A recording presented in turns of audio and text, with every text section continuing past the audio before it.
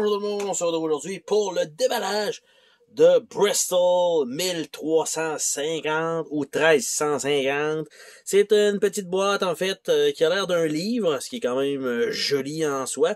On a ici un peu que ça se joue de 1 à 9 joueurs, 20 à 40 minutes.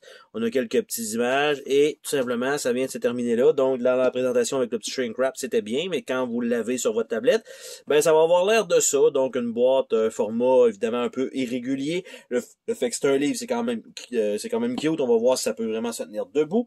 Donc à l'intérieur de tout ça, est-ce que c'est un petit boîtier? C'est un petit boîtier aimanté, ce qui est quand même joli.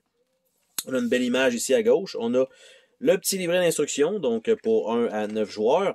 Donc Bristol, ça nous indique le nombre de composantes à utiliser. Donc beaucoup de texte, gagner la partie. Après ça, Helpful Strategy, ok. Donc après ça, on a les remèdes. 1 à 3 joueurs.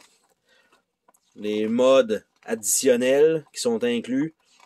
Et ça donne à peu près ça. Donc, il y a une soundtrack, ça c'est quand même bien. Donc, on peut aller chercher. Et, bien sûr, ça nous indique les 3 autres jeux de la compagnie pour ça. Et est-ce que ça va rentrer au moins dans la boîte? Ça, c'est une bonne chose. À l'intérieur de tout ça, nous avons quand même quelques petites composantes. Nous avons des petits personnages, ben, probablement des personnages, là, des petits jetons comme ça, donc pas super gros. Nous avons 3 petits cartes de couleurs différentes. Et on voit clairement qu'on va pouvoir embarquer les petits pions là-dedans. Ça, c'est quand même très cool. Nous avons une série de dés, donc avec différents symboles dessus. En fait, le genre de dragon, rat, blanc, rouge, il y en a un brun. Et on a une pomme. On a une pomme blanche et on a une pomme noire. Donc, c'est la même chose un peu partout. Donc, on a 6 dés comme ça. On a une petite pochette pour, je sais pas, mettre quoi dedans, en fait, parce que c'est indiqué dans ça ici qu'on doit mettre ça là. C'est peut-être pour piger peut-être les dés, à la limite. On a ce qui semble être un deck de cartes dans une boîte. Bien sûr, évidemment, vous vous doutez qu'une fois que les cartes vont être sleevées, vous ne serez pas capable de remettre les cartes dans ça. Mais ça va être limite de les remettre là-dedans selon la largeur de tout ça. Vous allez peut-être devoir mettre les jetons dans cette boîte-là pour pouvoir récupérer l'espace.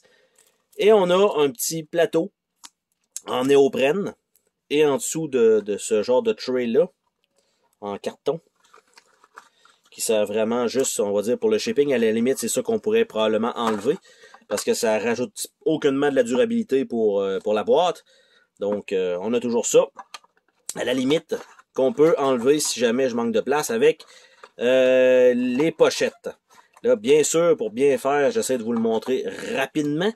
Et l'insert ne veut pas rentrer directement dans son espace. Donc, ceci étant fait, on va regarder le petit néoprène. Il y a un tape, évidemment, en plein milieu. Ça, c'est moins génial. J'essaie de l'ouvrir. Bien dit, essaye. Bon, on va enlever ça ici. Et voilà, je viens de finir de l'avoir. Finalement, je ne serais même pas obligé de le laisser dans le plastique. Je vais tasser la boîte pour qu'on puisse voir un peu de quoi il en retourne avec ce petit plateau. Donc, on a quelques petites informations. Birch Start, Cedar Start, Oak Start. Donc, probablement les petits carrosses ici. On a Birch, Cedar, Oak. On a des emplacements. 1, 2, 3, 4, 5, 6, 7. Donc, on a vraiment un chemin jusqu'à 16 et finish. Les nouveaux symptômes. Discarded Symptoms. Donc, ça va être évidemment un truc avec des maladies qu'il va falloir traiter. Et on va regarder le petit deck de cartes. Qu'est-ce qu'on a à l'intérieur? C'est vraiment un deck de cartes bien serré dans la petite boîte. Et on a un petit shrink wrap par-dessus qui s'ouvre bien. Bon, cool, on a une petite corde autour. Nous avons les cartes symptômes. On en a un certain nombre. On va les mettre de côté après. Nous avons les remèdes.